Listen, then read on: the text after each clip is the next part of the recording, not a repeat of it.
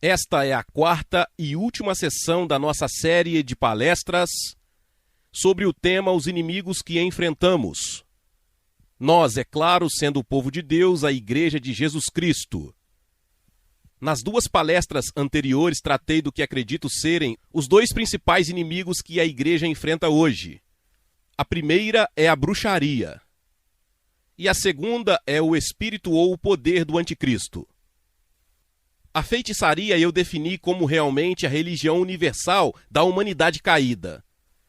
O meio pelo qual os homens, através de todos os tempos, têm procurado fazer contato com o reino rebelde de anjos de Satanás nos lugares celestiais, adorando-os de uma forma ou de outra como deuses. O anticristo é um tipo diferente de poder espiritual, que só tem relevância onde o evangelho de Jesus foi proclamado pela primeira vez. Salientei que a palavra anti tem dois significados. Em primeiro lugar, contra, em segundo lugar, no lugar de. E a pressão do espírito do anticristo é contra Jesus, o verdadeiro Messias, para eliminá-lo. Mas, então, o segundo passo é substituí-lo por um falso Messias. E eu sugeri a você que a força espiritual está trabalhando ativamente na igreja hoje. Também tentei dar-lhe apenas uma pequena imagem de como acredito que será a manifestação final do espírito do anticristo, o anticristo, a besta. Agora quero passar do negativo para o positivo. Nesta palestra final, quero tratar da vitória da igreja. Tentei definir brevemente os principais inimigos que enfrentamos, com o propósito de mostrar como podemos obedecer a Deus e vencer esses inimigos pelos meios que Deus providenciou. A primeira coisa que acho que precisamos entender é esta: todas as promessas que encerram a Bíblia, todas as promessas do livro do Apocalipse, a revelação final de Jesus à sua igreja, todas as promessas positivas são apenas para aqueles que vencem. Não há promessas para os derrotados. Paulo disse: não se deixe vencer pelo mal, mas vença o mal pelo bem. Acredito que só temos duas opções. Em última instância, ou vencemos ou somos vencidos. Não existe um terceiro terreno. E não há promessas positivas de Deus para aqueles que se deixam vencer. Nos capítulos 2 e 3 do livro do Apocalipse, temos uma palavra que Jesus enviou a cada uma das 7 igrejas. E cada uma promessa final a cada uma dessas 7 igrejas é para aquele que vencer. Não há promessas para quem não supera. Precisamos encarar isso com muita seriedade. Deus tornou possível que superássemos. Ele espera que superemos.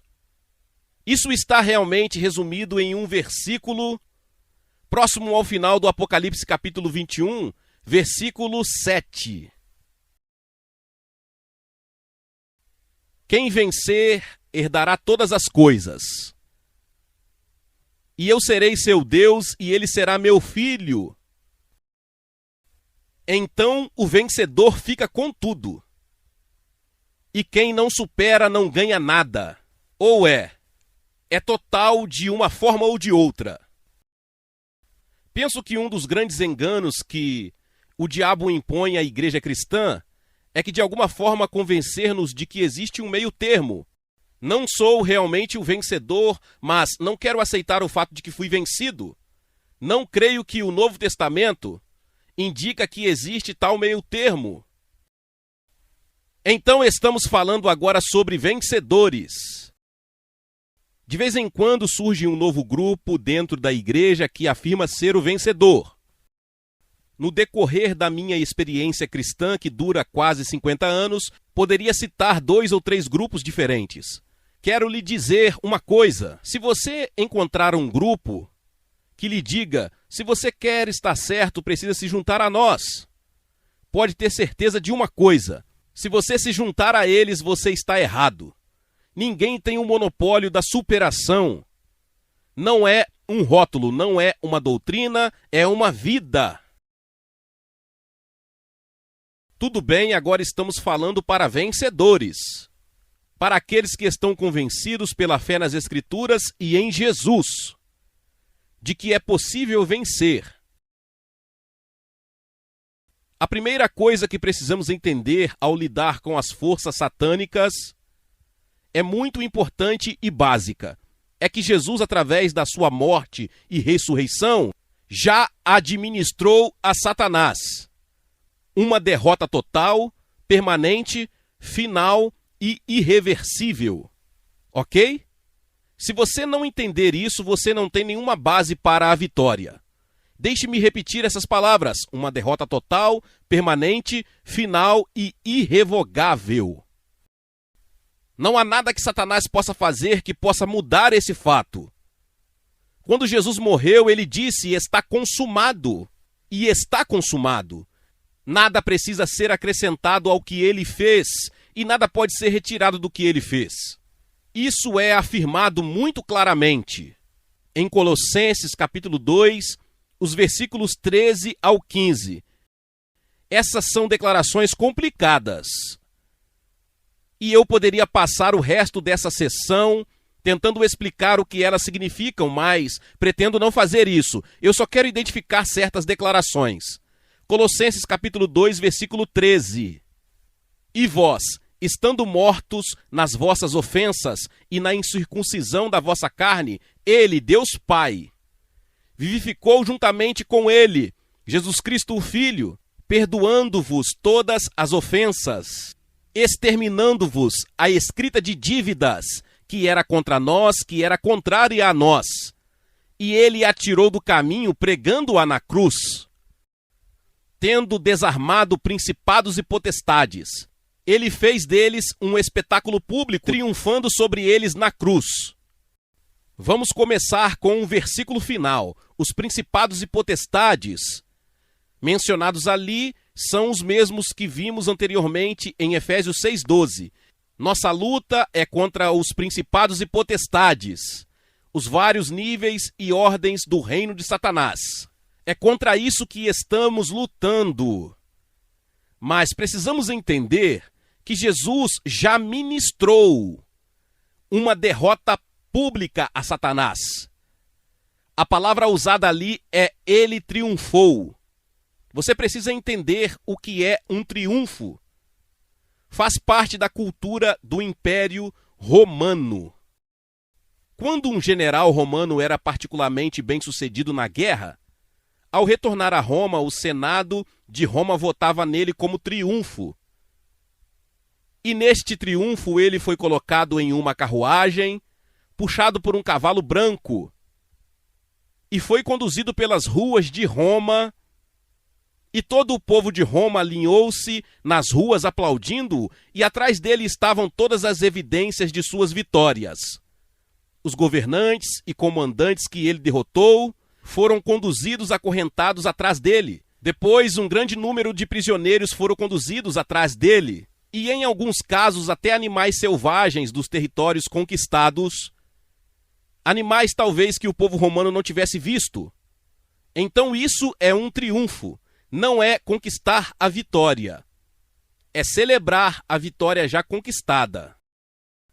E Paulo, nesta linguagem, está dizendo que por sua morte e ressurreição, Jesus foi colocado na carruagem triunfal e conduzido através do mundo invisível. E atrás dele estavam todas as forças de Satanás acorrentadas. Esta é a totalidade da vitória. Agora, para obter uma vitória, Jesus fez duas coisas por nós. Só posso abordá-los brevemente. A primeira diz respeito ao passado. Precisamos ter em mente que a grande arma de Satanás contra nós é a culpa. Enquanto ele puder nos manter culpados, não seremos páreo para ele. Mas nesta vitória, Jesus tratou do problema da culpa. Primeiro, em relação ao passado, Ele tornou possível que todos os nossos pecados anteriores fossem perdoados. Diz, tendo perdoado todas as ofensas. Essa palavrinha todos é muito importante. Temos que acreditar que todos os pecados que cometemos foram perdoados. Se tivermos pelo menos um pecado não perdoado, é uma alavanca que Satanás pode usar contra nós, para nos frustrar e nos tornar ineficazes. A outra coisa é mais complicada, mas deixe-me dizer brevemente. Jesus aboliu a lei de Moisés como meio de alcançar a justiça diante de Deus. Ele não a aboliu assim como todas as lições que nos chegam da lei de Moisés. Mas ele aboliu a lei de Moisés como requisito para alcançar a justiça diante de Deus. Enquanto a lei fosse um requisito, toda vez que quiséssemos reivindicar justiça, Satanás poderia ficar ali e apontar para algum mandamento, alguma ordenança que não havíamos obedecido e dizer, aí está você não tem o direito de se aproximar. Mas quando Jesus morreu na cruz, ele pôs fim à lei nesse aspecto. E a Escritura diz isso muito vividamente, ele pregou-a na cruz. Então, quando vamos além da cruz, não estamos sob a lei. Agora, a nossa justiça não depende do cumprimento dos mandamentos, depende da fé. Somos justificados, tornados justos pela fé. Isso é sempre muito vívido para mim, no que diz respeito ao relacionamento com Jesus, com Pedro na última ceia. Jesus disse a Pedro, você me negará 3 vezes antes do fim da noite. Porque Pedro disse que não faria isso, mas você sabe que ele fez. Então Jesus disse, mas eu orei por você. Não para que você não me negue, mas o quê? Para que sua fé não desfaleça. Se você continuar acreditando, sua fé o seguirá. Portanto, nunca se afaste da sua fé, que nenhum fracasso, nenhuma acusação, nada o desvie da sua fé de que Jesus morreu em seu lugar, levou seus pecados, foi feito pecador por você e lhe ofereceu as suas vestes de justiça imaculada. Você sabe o que significa ser justificado? Isso não faz parte da minha pregação, mas é muito importante. É uma frase legal. Você foi julgado pelo tribunal do céu e o tribunal deu o seu veredito. E o veredito é inocente. Maravilhoso, inocente. Satanás, você pode dizer o que quiser, você pode apontar todos os meus pecados e todas as minhas falhas, todas as minhas inadequações e eu concordarei com você. Posso até contar algumas coisas que você não conhece, mas o tribunal do céu declarou inocente. Sou considerado justo, feito justo. Justificado, você sabe o que eu digo? Como se eu nunca tivesse pecado, é isso. E quando você permanece nesse terreno, você é mais do que um vencedor de Satanás, na conquista que Jesus já conquistou. Se partirmos de qualquer outra base, nunca alcançaremos a vitória. A única base é a cruz. E então, tendo privado Satanás de suas armas contra nós, e a única grande, soberana e suprema arma é a culpa, Jesus nos equipou com as armas para derrotar Satanás. Essa é a segunda parte. 2 Coríntios capítulo 10, versículos 3, 4 e 5.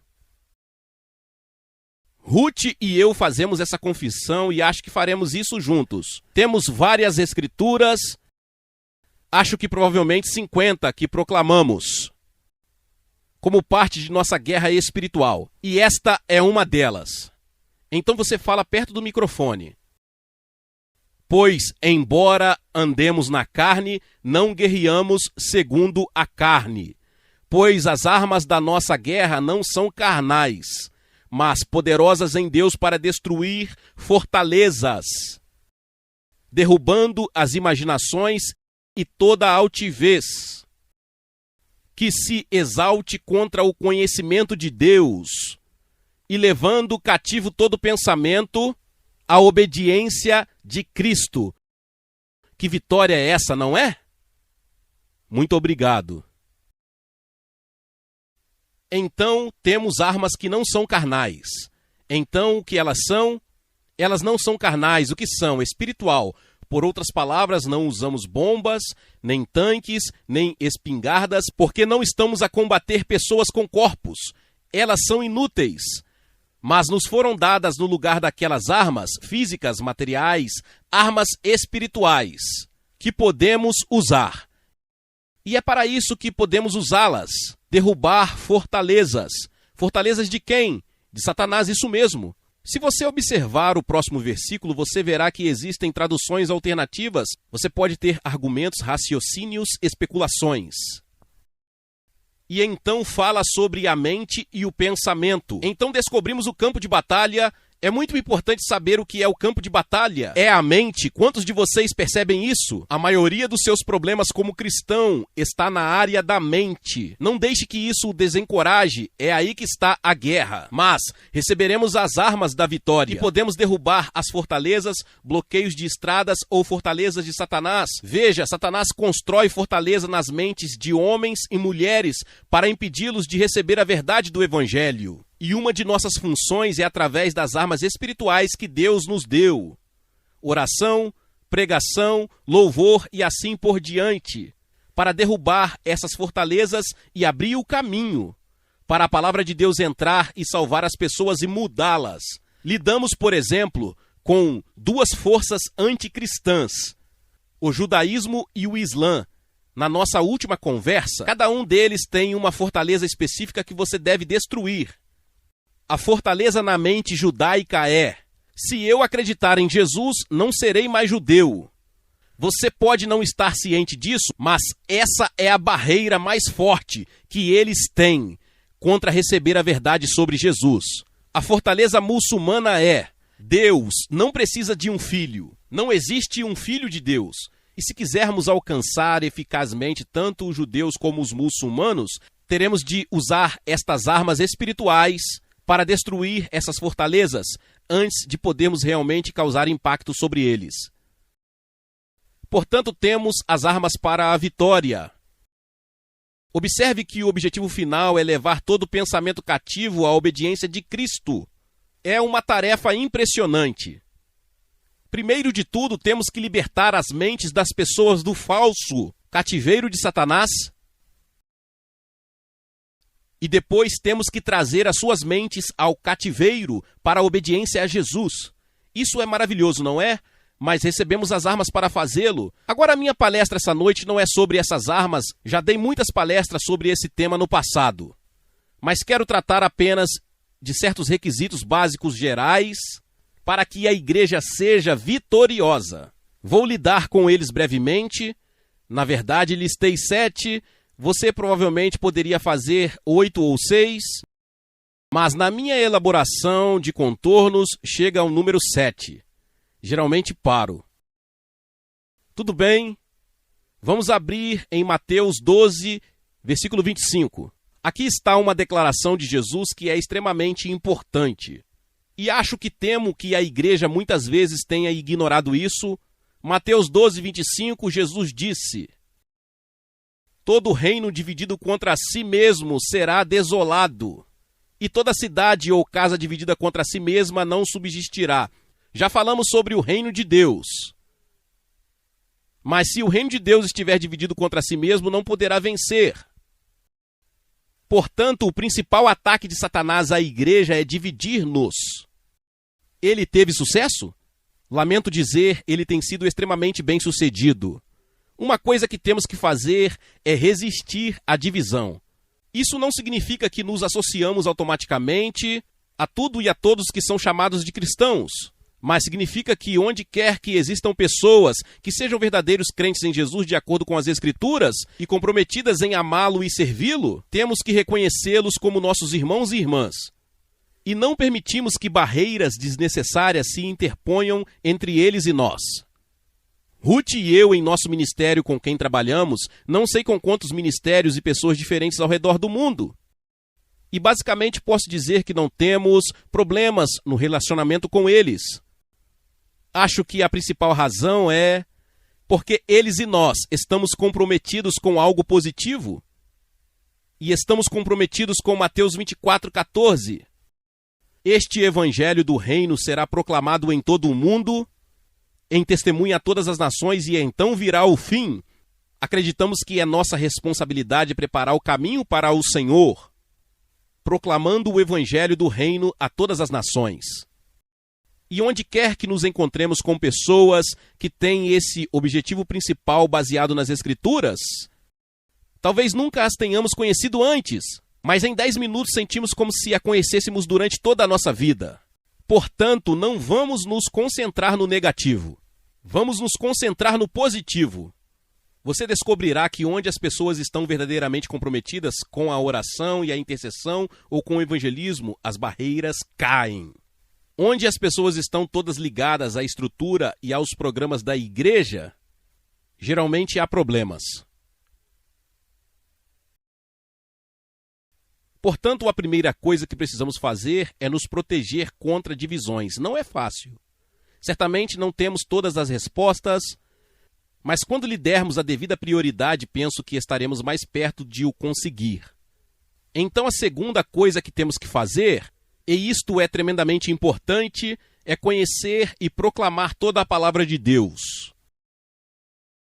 Agora quero abrir em 2 Timóteo, capítulo 3, e se tornou um capítulo muito significativo para mim recentemente, porque acho que é um retrato dos últimos dias.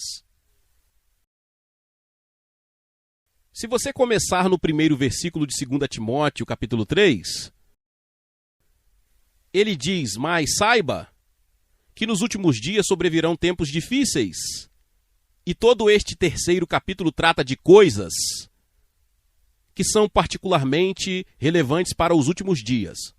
A primeira coisa que faz é pintar um quadro da degeneração geral do caráter e da conduta humana à medida que a era chega ao fim.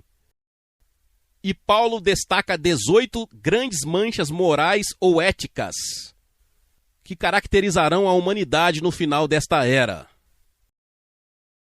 E realmente a raiz de todos eles é o egoísmo. Amor a si mesmo, amor ao dinheiro e amor ao prazer. Não conheço 3 palavras que melhor descrevem a nossa civilização contemporânea: amor a si mesmo, amor ao dinheiro e amor ao prazer. Todos os outros estão dentro desse contexto. O grande inimigo é o egoísmo. Precisamos ter isso em mente, porque o fato de não nos entregarmos às drogas, ao álcool ou à imoralidade não nos separa necessariamente do mundo. A única coisa que realmente nos separa é o altruísmo. E eu acho que muitos fiéis morais e de boa vida são basicamente pessoas extremamente egoístas. É o número um primeiro. E precisamos entender que essa não é a marca distinta da igreja nos dias de hoje. A marca distinta é o altruísmo, pelo compromisso com Deus e com a humanidade em servir e ser servos. Então Paulo continua a partir daí e aponta várias outras características no fim dos tempos, algumas das quais retornaremos talvez mais tarde. Ele descreve muito claramente um tremendo surgimento do ocultismo, que novamente é muito visível em nossa época.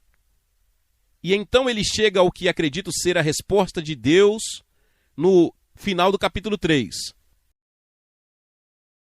Começando no versículo 16. Toda a Escritura é inspirada por inspiração de Deus. Quanto das Escrituras?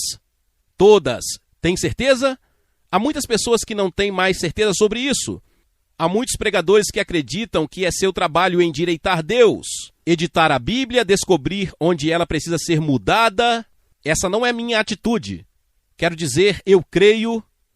Toda a Escritura é inspirada por Deus e útil para ensinar, para repreender, para corrigir, para instruir na justiça, para que o homem de Deus seja completo e perfeitamente equipado para toda boa obra.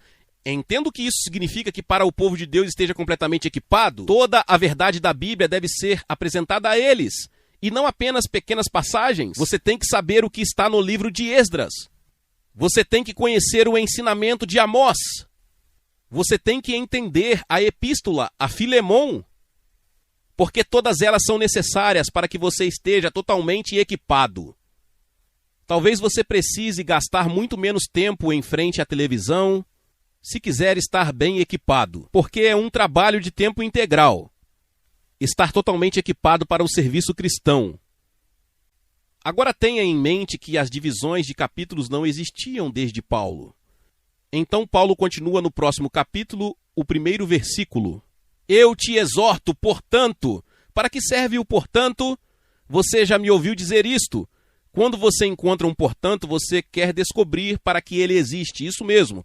Por causa do que ele disse no final do capítulo 3. Ele chega a esta acusação tremendamente solene. Veja as palavras. Conjuro-te, portanto, diante de Deus e do Senhor Jesus Cristo, que julgará os vivos e os mortos na sua vinda e no seu reino. Você não poderia ter uma acusação mais solene do que essa, por assim dizer, na presença de Deus e à luz do fato de que todos teremos que responder a Jesus em seu tribunal quando ele vier.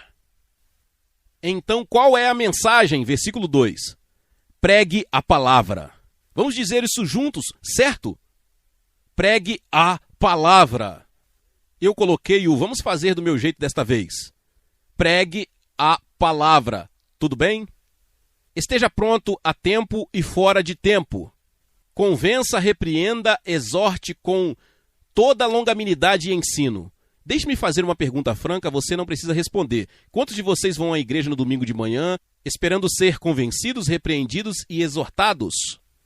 Alguns de vocês não voltariam para aquela igreja novamente se os tratassem assim.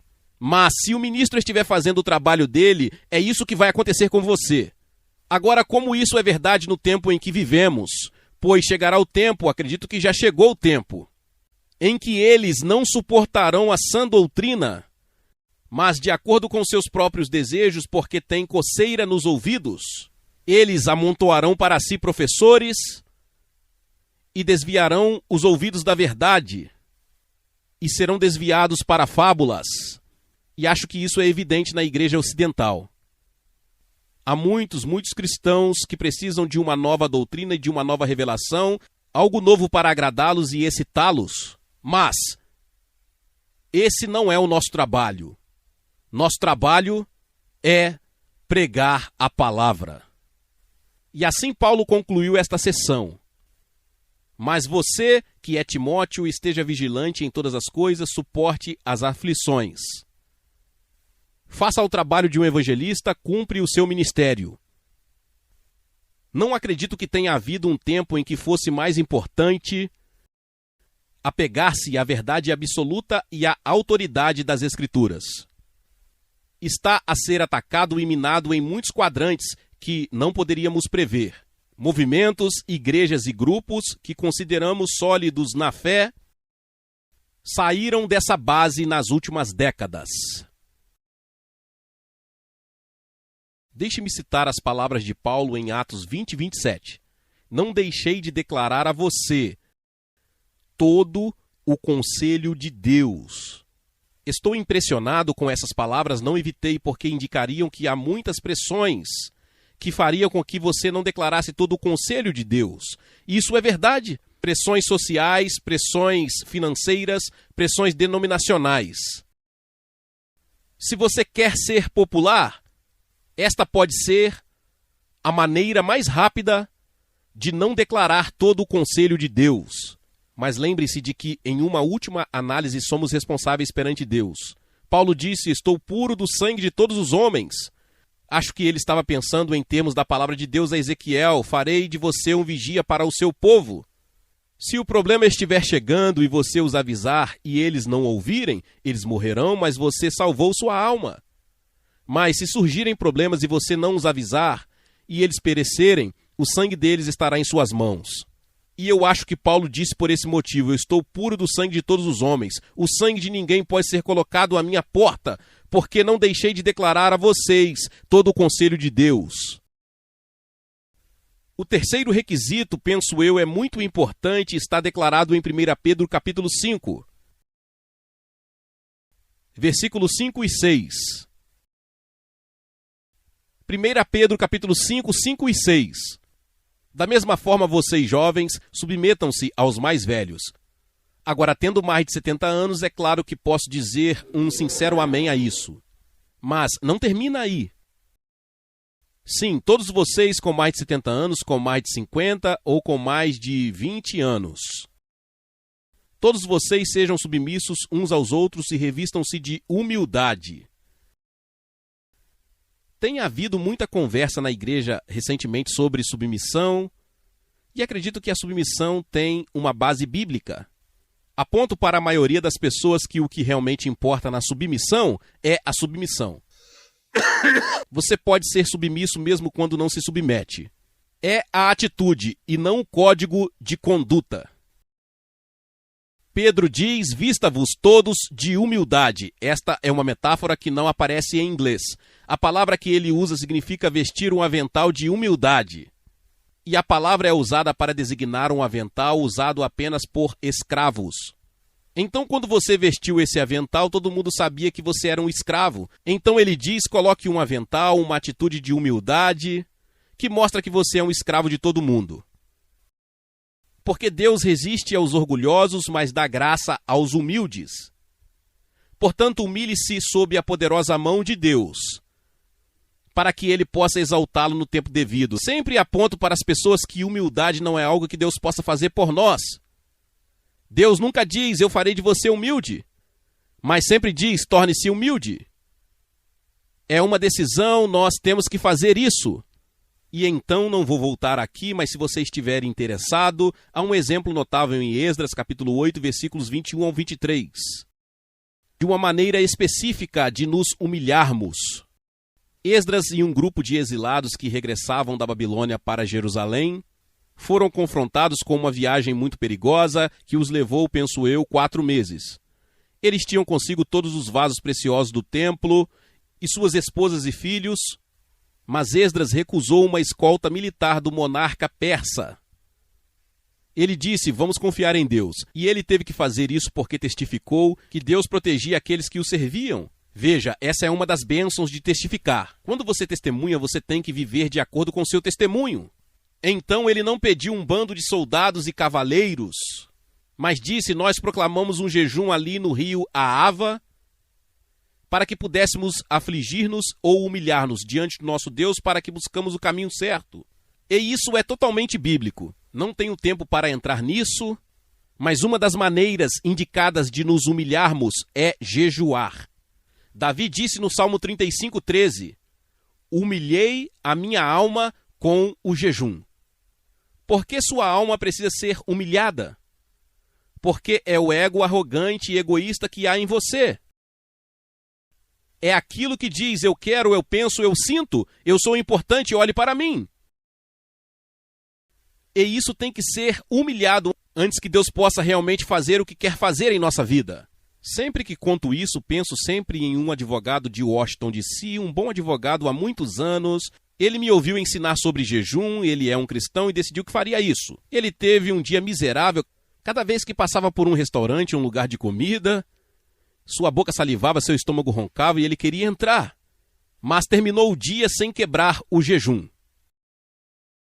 Então à noite ele deu um sermão ao seu estômago. Ele disse: agora, estômago, você foi muito problemático hoje, causou muitos problemas para mim, vou puni-lo e jejuarei amanhã também. É assim que temos que lidar com a nossa parte autoafirmada. Temos que sujeitá-la à vontade e à mente de Deus. Eu acredito que aqueles cristãos que não aprendem de alguma forma bíblica a praticar o jejum não serão capazes de administrar a vitória total de Deus. Afinal, Jesus não poderia fazer isso. Ele começou seu ministério com 40 dias de jejum. Você acha que estamos mais adiantados que Jesus? Ele não disse aos seus discípulos: se você jejuar. Ele disse: quando você jejuar. Ele usou exatamente a mesma linguagem sobre o jejum em seu sermão no capítulo 6 de Mateus e sobre a oração. Se ele espera que oremos, ele também espera que jejuemos. Agora vocês têm que resolver isso por si mesmos e também descobrir através do Espírito Santo que maneira e como fazer isso. Mas eu diria que para Ruth e para mim, acho que poderíamos dizer que não ousaríamos prosseguir no ministério em que estamos se não praticássemos o jejum regular, porque estamos desafiando basicamente todas as principais forças de Satanás no mundo hoje, desafiando-as de frente. E precisamos de toda a ajuda que podemos obter de Deus. E uma maneira é jejuar. Tenho um livrinho em algum lugar intitulado Como Jejuar com Sucesso. Tenho uma semana na rádio ensinando sobre jejum. Não quero perder tempo com isso agora, mas se você estiver interessado, pode obtê-los. Vamos seguir. Glória a Deus, louvado seja o nome do Senhor. Que palavra poderosa. Talvez você chegou até aqui e ouviu esta palavra e ainda não é inscrito aqui no canal. Se inscreva aqui no canal e ative o sininho das notificações. Todos os dias são postados vídeos abençoados aqui no canal para te abençoar. Deixe também o seu like e não se esqueça de compartilhar esta palavra com mais pessoas.